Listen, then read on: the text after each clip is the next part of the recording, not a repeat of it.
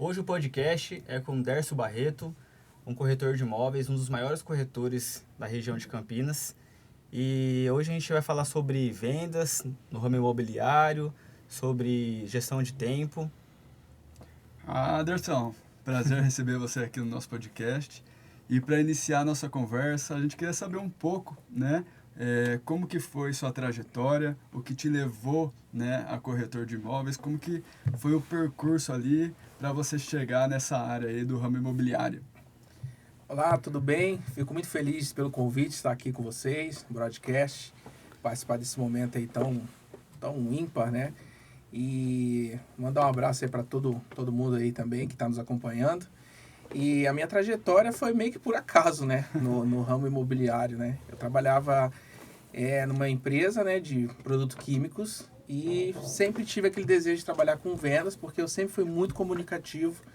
Desde quando eu nasci, eu sempre fui aquele cara falante e fazia amizade fácil, conversava, tinha boa dicção. Então, eu me identificava que eu poderia ser um vendedor, né? Legal. Sim. Então, na empresa que eu trabalhava, como era um ambiente fechado, eu sempre coloquei na minha cabeça, saindo daqui eu vou arrumar um emprego de vendedor. E a minha intenção era trabalhar de vendedor de carro, porque eu gosto muito de carro. E eu conhecia muitas marcas, versões, então eu sabia identificar qual carro, qual que era o top, qual que era o do meio, enfim, as versões. E aí, quando eu saí dessa empresa, eu fui atrás de uma vaga de emprego de carro. E eu ia trabalhar na Honda, tinha já um emprego ali meio que garantido, mas acabou que não deu certo essa vaga, então eu procurei outras áreas nas vendas. E aí eu vi um anúncio de uma imobiliária de corretor, e foi meio que por acaso, porque eu nunca imaginei que eu trabalharia de corretor, mas era vendas. Então eu fui lá, fiz a entrevista, passei e estamos até hoje.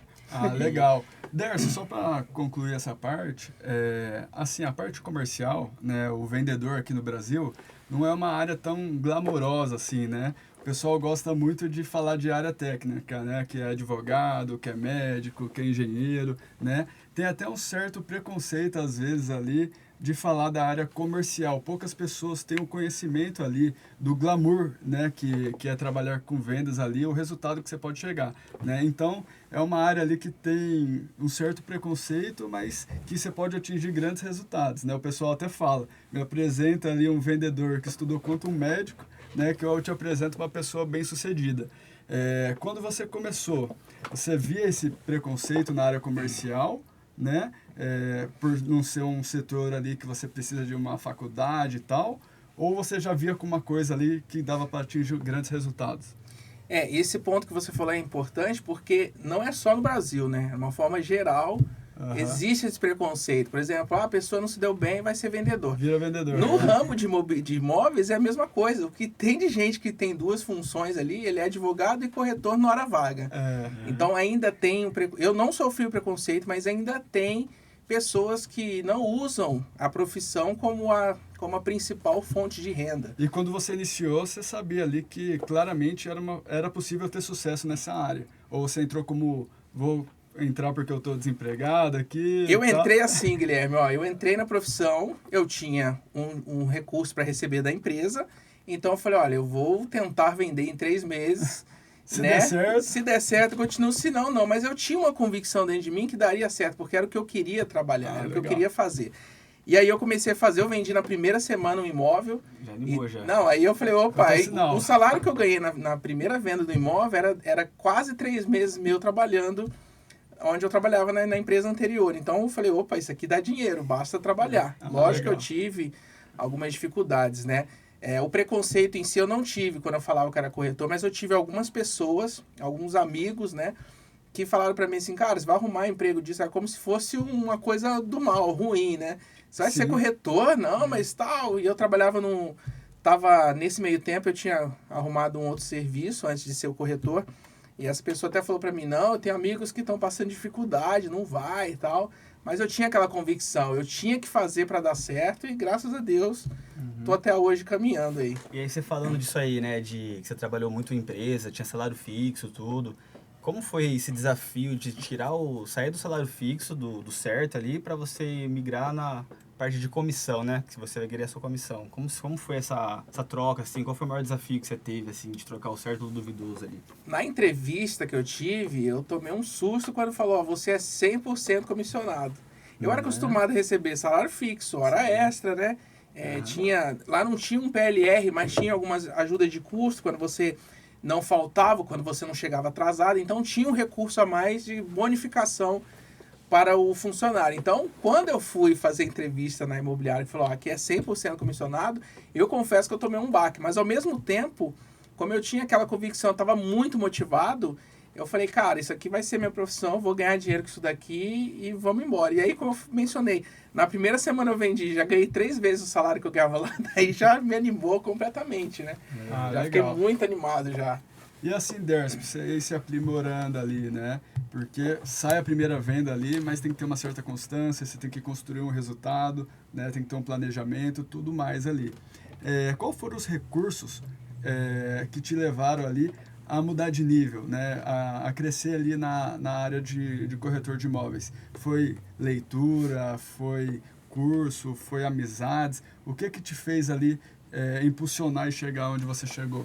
Eu entrei sem experiência nenhuma, né? Experiência zero com qualquer tipo de venda. E a venda, eu sempre falo também, que ela é importante porque tem o preconceito, como nós falamos, que isso é mundial, não é só no Brasil, né? Várias partes do mundo trabalham essa área comercial com um certo preconceito. Mas quando eu entrei, eu sempre fui bom de relacionamento. Então eu fiz amizade com muita gente e eu encostava sempre no coordenador de vendas, num gerente de produto. Viver aquele ambiente. Porque era a pessoa preparada para explicar o produto. Ela sabia tudo do produto ali. No meu caso, de um prédio, né? Que eu comecei trabalhando, né, no ramo de lançamentos. Então, aquele coordenador, ele me dava muitas dicas. E a gente pegou uma afinidade legal também. E ele me passou muita informação. Então, meu início foi sempre com conversa, foi E existe conversando. Muita técnica também, assim? Ou você acha que é mais para esse lado aí de ter perfil? Você Não, acha que tem. O dom, ele te ajuda muito, tem que ter o dom para você ser vendedor, mas existem maneiras, tem pessoas que estudam, né, e melhoram sua performance também no dia a dia. Porque o vendedor bem-sucedido, na minha opinião, é aquela pessoa que ouve o cliente.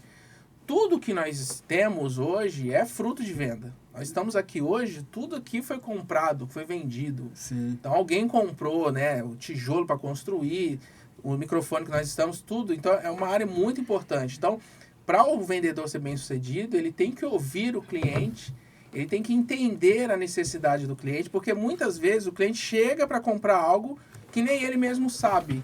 E aí cabe também o vendedor ser um consultor ali também, para direcionar aquele cliente que está comprando. Às vezes ele está um pouco meio perdido, e aí o corretor ali, ele faz uma consultoria, e através das conversas, então tem que ter diálogo, um vendedor ele tem que saber conversar, ele tem que gostar de conversar, ele tem que gostar de ouvir, porque ele vai ouvir a necessidade do cliente ali exposta. Ele vem, eu quero comprar um apartamento. Só que aí na conversa você vai identificando, olha, eu gosto de apartamento térreo, eu gosto de apartamento mais alto, eu tenho medo de altura, eu estou comprando porque eu não tenho a entrada para dar numa casa, então você vai dando uma consultoria para ele ali. Então, para um corretor, um vendedor ter sucesso, ele tem que ouvir o cliente e entender também de mercado, né? Ele tem que saber o que ele está vendendo também, conhecer o produto que ele está ofertando. O vendedor em si não existe um curso superior ali, né? Mas se fosse para pegar tudo que é necessário ali, daria tranquilamente ali uns 5, 6 anos de curso, né, Darcy? Ele tem que estudar bastante. E ele não pode parar no tempo, porque o mundo vai mudando. Uma forma de vender imóvel há 10 anos atrás era uma, hoje é outra. Né? Não tinha WhatsApp. Você comentou que tem até drone agora. Você tem que ter todos os equipamentos hoje para o cliente ter o melhor, né? Eu sempre gosto de ofertar o melhor, então eu tenho um drone que filma em 4K, eu tenho um gimbal para filmar os imóveis, eu tenho um celular de última geração. Sim. Eu consigo investir em ferramentas que o cliente que me vê atrás da tela, seja pelo Instagram, pelo YouTube, que eu tenho um canal também, seja pelo WhatsApp, um vídeo, eu quero sempre proporcionar para ele a melhor qualidade possível para ele ver meu vídeo, para não ter dúvidas ali, né, no vídeo. Então, uma boa qualidade de câmera, foto também bem tirada, com iluminação. Ele consegue ver o que tem no bairro, consegue ter uma visão muito maior do que ele costumava ter. Igual você comentou, 10 anos atrás ali, que era totalmente engessado. O pessoal só tinha algumas fotos ali do imóvel ali, né? Falava o que podia ali. O pessoal conhecia os imóveis